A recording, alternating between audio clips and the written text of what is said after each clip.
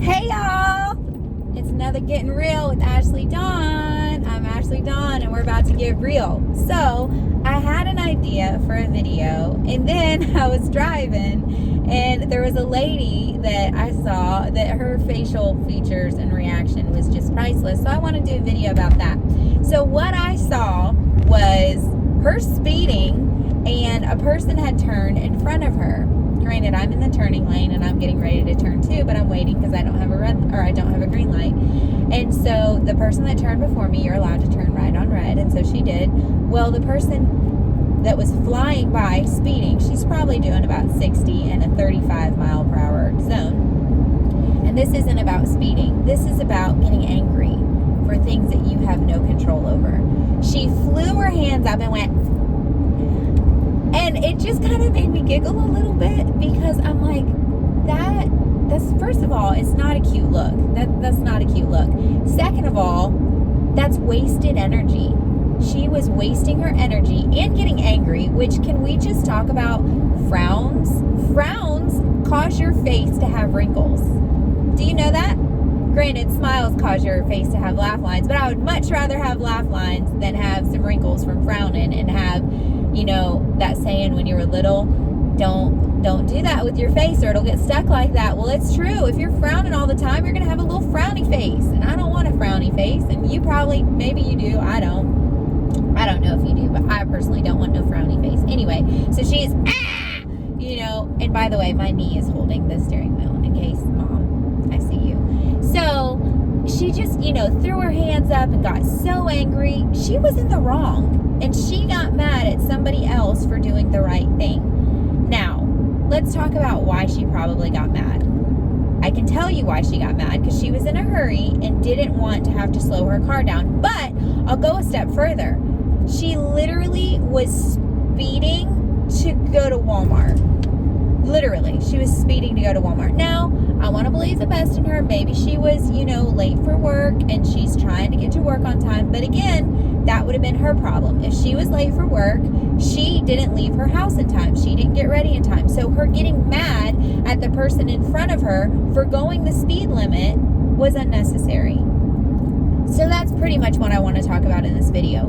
How many times have we, as flawed human beings, as people, gotten angry, threw up our hands, maybe did a crazy face, you know, and got mad at someone who was doing nothing wrong? We got mad at somebody else for an issue that we were going through. How many times have we pushed people away from our life? Not because they're bad people, but because we didn't want to be around their light, because we didn't want to be, you know, we didn't want to look bad, and they were doing all these good things, and we didn't want to be next to them because their goodness would show our badness, right? So we pushed them away instead of embracing them and being impacted by them. How many times have we let our insecurities push us away from a friend because we were jealous of that friend, or because we were insecure? Maybe that friend had something we didn't have. Maybe we were envious of them, so we pushed them away.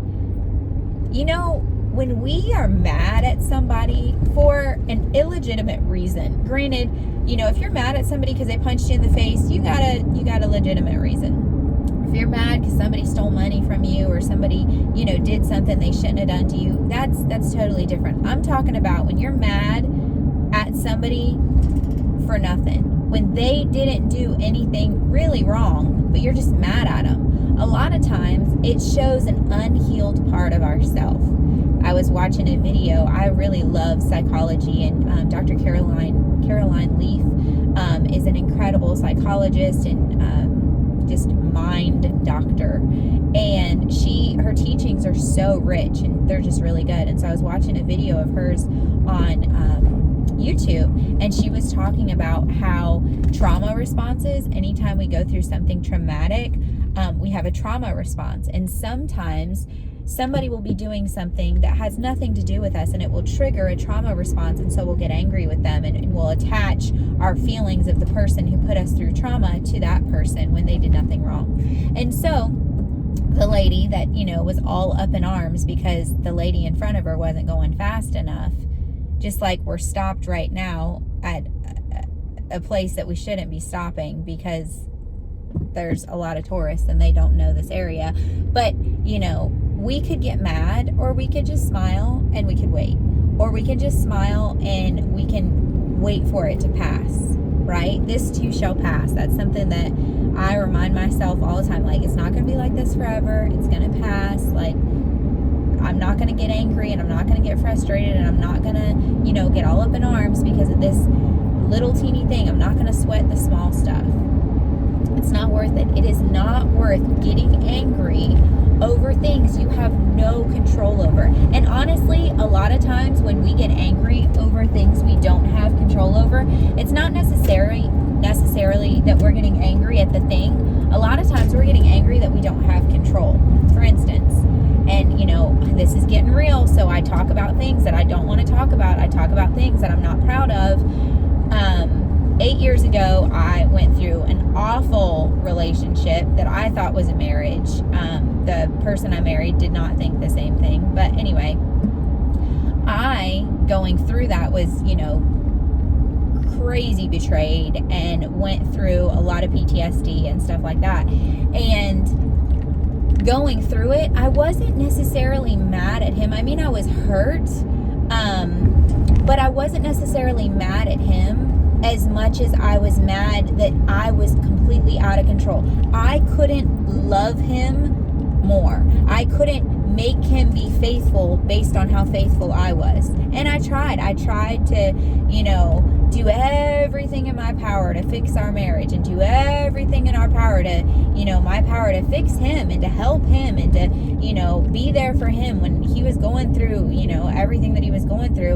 And I realized I couldn't love the sin out of him. I couldn't love, you know, and when I say sin, I mean, there was this man, and he was extremely abusive and extremely verbally abusive.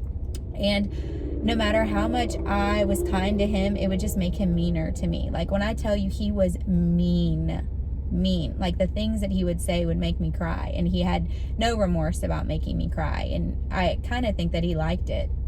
But I would just be so kind and so considerate, and, you know, I'd make his favorite food and I'd leave it on the table for him, and he wouldn't even talk to me half the time. But when he did, he wouldn't sit next to me on the couch. It was really awful. It was an awful situation, and I was so kind to him, and just going above and beyond, and praying circles around him, and just meeting with my pastor and meeting with counselors, and just trying to help him any way that I could. And it was frustrating to me, because it was like I was completely out of control. I couldn't help him because he didn't want to be faithful. He didn't want to be married to me. He did, but he didn't want to be faithful. He wanted to be married to me. He wanted to have candy on his arm. He wanted everyone to know that I was his wife. And, you know, he wanted to have this badge that included me in it, because he got, you know, like, when you know somebody, you get into the party. Well, that was kind of the deal, because he knew me. He got into parties that otherwise he wouldn't have got into. And so it was nice to have me on his arm. It was nice to have, you know, a put together woman that did everything for him. Cleaned his house, did his laundry, went above and beyond to help him with his business and his job, and really went above and beyond. And I'm not saying that to brag on myself. I'm just saying I did everything in my power to try to bless his life and to be a blessing to his life. But I had no control over him. No matter how kind I was, I couldn't make him kind. No matter how faithful I was, I couldn't make him faithful. No matter how honest I was, I couldn't make him honest. No matter how, like, loving I was, I couldn't make him loving. He wasn't honest, so he couldn't be. He didn't love me, so he couldn't show love to me. He wasn't faithful, so he couldn't be faithful. He had no desire to be faithful. He had no desire to, you know, hold true to the covenant of marriage that we both promised each other. He had no desire for that. So no matter how much I did it, I had no control over him. No matter what somebody does, you don't have control over them. God gave us a free will. God doesn't have control over us, in that he gave us a free will. And he said, you know what? You want to live apart from me? Go ahead. You're allowed to. You want to worship Satan? Go ahead. You're allowed to. You want to murder people? Go ahead. You're allowed to. You can do whatever you want. Now, just because I'm allowing you to do whatever you want doesn't mean I'm taking the consequences for doing whatever you want. Because when you do whatever you want, there will be consequences. If you want to live my way, by my commandments, by the standard that I set for you, I'm going to bless you, and I'm going to prosper you, and I'm going to give you good things and a long, happy life. Now, you're going to walk through some hurdles, and you're going to walk through some hard stuff. It's not going to be easy, but I'm going to be there with you. However, if you want to just go wild and do whatever you want and have no regard for human life other than your own, you're going to have consequences for that, right? But getting mad at somebody else for the things that they're doing, that just steals from you. Literally. Like, I'm sure you've heard it said a million times, a million people have said it, but unforgiveness, you being mad at somebody, you holding a grudge against somebody, you being bitter against somebody, literally is like you drinking poison and waiting for the other person to die. That other person is out living their best life. They ain't worried about you, but you're the one that's going through all that. You're the one that's struggling. You're the one that's crying at night. You're the one that can't sleep. You're the one that's, going in and out of the hospital. Hello, I was. That other person don't care. That other person does not care about you at all. So my best advice, if you're going through something like that, is to forgive. Forgive them for what they've done to you, and forgive yourself for allowing it to be done to you. Because you have a choice. If you're getting abused, you have a choice to stay or to go. And you may be saying, but Ashleydawn, I don't. Yes, you do. You always have a choice. There are women's groups that will help you. There are organizations that will... Oh my goodness gracious, this car is going so stinking slow. Isn't that funny?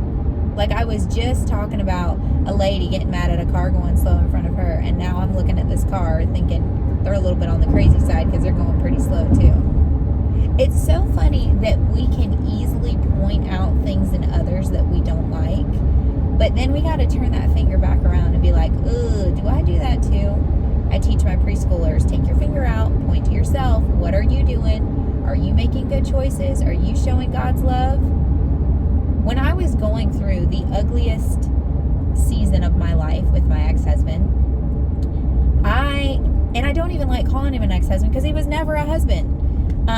But when I was going through that, God spoke so strongly to my spirit. And you may be saying, well, did you hear a voice? No, it was a knowing in my spirit. Ashleydawn, this is what I heard from him. Ashleydawn, when you get to heaven, I'm not going to ask you what he did to you. I'm going to ask you how you responded. When God said that to me, changed everything for me, because I stopped trying to help him and trying to fix him and trying to be there for him, and I started being there for myself and really asking myself, what is this action that I'm taking? How does it show God's love? What is this thing that I'm doing? And I got more aware of what I was doing. I never want to do or say anything that doesn't show the love of Jesus. Now, I'm a flawed human, and I make mistakes and I sin just like everybody else, but I want to be hyper aware of the words that I speak and the things that I do. My life verse is Proverbs 31:26. She opens her mouth with wisdom, and the teaching of kindness is on her tongue. That is the way I live my life. That is what I want to be known for. She opened her mouth with wisdom, and she was kind. The teaching of kindness was on her tongue. She showed everybody else how to love like God loved by her life, by what she did. And so, instead of getting mad at other people, take that finger, and instead of pointing it out, point it in. What are you doing? How can you live your best life? How can you live your most loving, most generous, most kind life? What are some things that you can do that will change the course of your life and the course of the lives around you? Getting mad is not going to help you live your best life. Getting angry at somebody driving on the road is not going to help you live your best life. Getting mad because somebody cheated on you, somebody betrayed you, isn't going to help you live your best life. What's going to help you live your best life is to forgive them, to give it to God, and to say, God, you have to deal with this because I simply cannot. And then to say, you know what, God, I trust you. I trust you with my pain, and I trust you with my healing, and I trust that you're going to take this pain away from me and put forgiveness and love there. Don't spend your life getting mad at people that you have no control over. Instead, spend your life at That was a really loud GPS that just went by. Spend your life doing everything that you can to make God's love seen through you. Don't get mad. Get glad. No, just kidding. But seriously, don't spend your time getting mad at other people.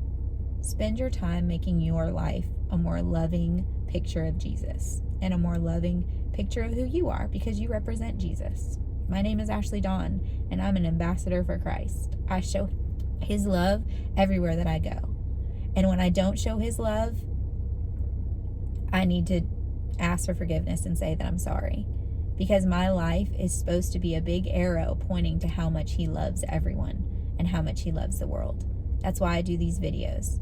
That's why at the end of the videos, I say every single time, you are seen, you are celebrated, and you are loved. That's what I want to be said about me. She lived her life to show people that they are seen, they are celebrated, and they are loved by Jesus. I love you too, but God loves you more. I hope you liked this one. I hope it encouraged you. If you're struggling with some anger today, get some forgiveness instead. Trade it for some forgiveness and really let God do a work in you. Instead of pointing those fingers at other people saying they should be doing this, they should be doing that, they should be doing this, point that finger at yourself and ask God to help you be the best version of you that you could possibly be. I love you. God loves you. I'll catch you in the next one.